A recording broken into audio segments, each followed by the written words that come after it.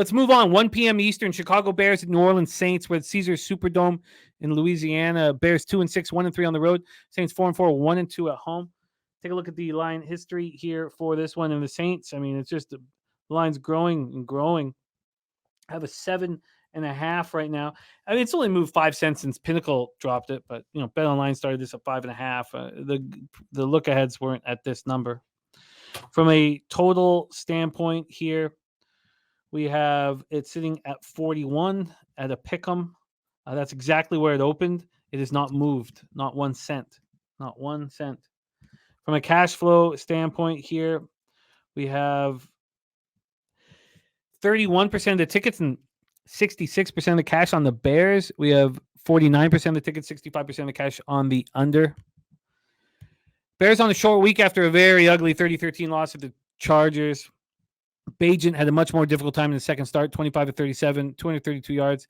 His passer rating dropped from 97.2 down to 62.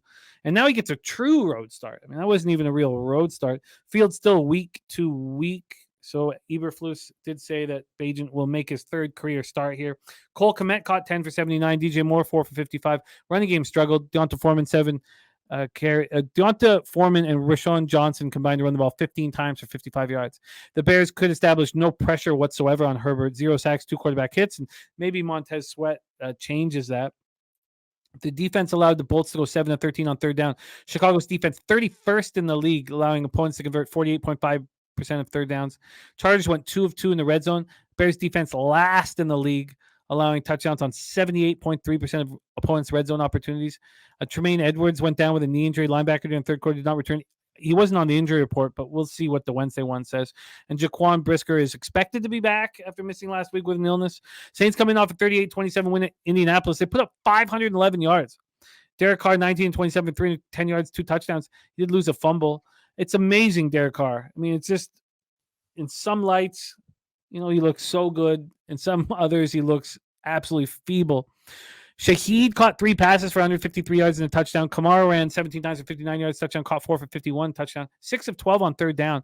This has been a point of weakness for the offense. They're 20th in the league, converting third downs 35.8% of the time. They went 3 of 4 in the red zone. Another point of weakness. They ranked 26th in scoring touchdowns on just 42.9% of the drives.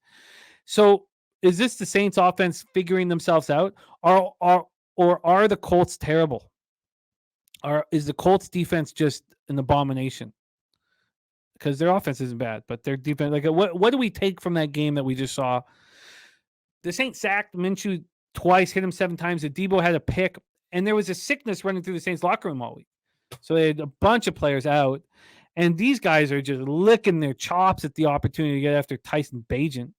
Because this defense, top 10 in NFL scoring defense, 9th in the league. Their third down defense is 2nd in the league, 32.4%. The passer rating allowed is 2nd in the league. 9 interceptions this season. Remember, last year they only had 7 all year. So Marcus May dealing with a hamstring injury. He re-injured it 2 weeks ago in the Thursday night loss to the Jaguars. He's still out, but he's day-to-day, not on IR. James Hurst was inactive. He's got an ankle injury. Both guys could be back this week. Take it away for us here. Should the Saints be this big of a favorite to anybody? Anybody. Take it away, Troy. That's what I'm trying to figure out. I don't have many notes on this game because that 7 is simply way too rich. And the big question I try to figure out is, I feel like the Bears are going to struggle versus competent or highly competent offenses because they can't defend. I just don't know what to expect. That question's a legitimate question. What did we just see in that Colts Saints game? Because both offenses put up some numbers, and that -7, I just can't get over the fact that it's over at the 7. I think it shows a lot of strength towards the Saints. But I think, the Bears taking that loss on prime time, I mean, you're going to see a lot of the public fading the Bears as well. So it kind of makes sense. But I still think that this defense for the Saints could be still slightly overrated. They did give up 20-plus points in 3 consecutive games versus offenses where only one of them grade out as above average per PFF. And, Bagent's a rookie. He's a work in process. You cannot trust him on the road. You cannot trust him in general. Even after one good game against the Raiders, after we know that that's not a good defense at all. It's nothing like the Saints. So I was hoping Fields would be back in this game. I mean, if they're laying over 7 with the Fields at quarterback, I would definitely be looking towards the Bears, but I have nothing. I think the Tyson's going to get destroyed. I think it's going to be just such a rude awakening for him. I could see that happen. But I don't want the Saints at this number, but I'm starting to talk myself into it. Honestly, it just seems like a bad bet, But and then you can't trust the Bears defense, so maybe if you could trust the Bears defense, well, then the under would be in play. But I can't do that. So, honestly, I was thinking about what was going to happen to Agent Bajent in a real road game, and in the Superdome, it's a real road game, and I was like, oh God, he's going to get eaten alive. But I don't. The Saints are not a good football team, and I think they probably cover this. They probably win this game by more than a touchdown, but so public. And that was the problem when I first looked at this card this week, was like all of the spots that I was interested were so public, and that's why I had to stop. So is this a survivor candidate for you? I think that I would much rather have the Browns at home. But yes, it was between these two spots. But I think the Browns are. I've seen them at home be very tough to play. I've never seen the Saints be very tough to play this year. Not one time.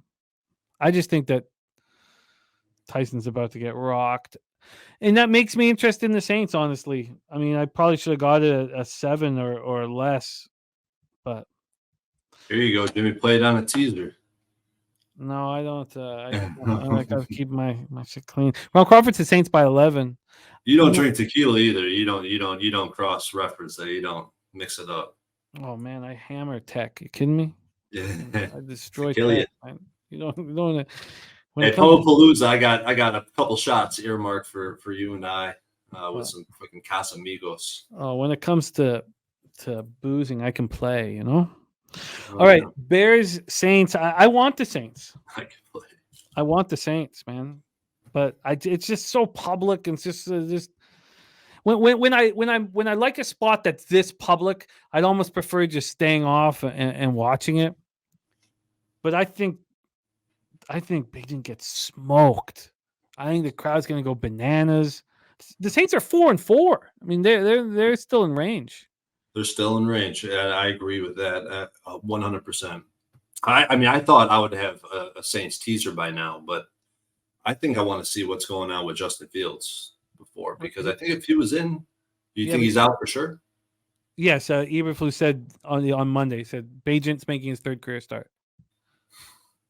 I guess I just bet the Saints. Just let go and just bet them, I guess.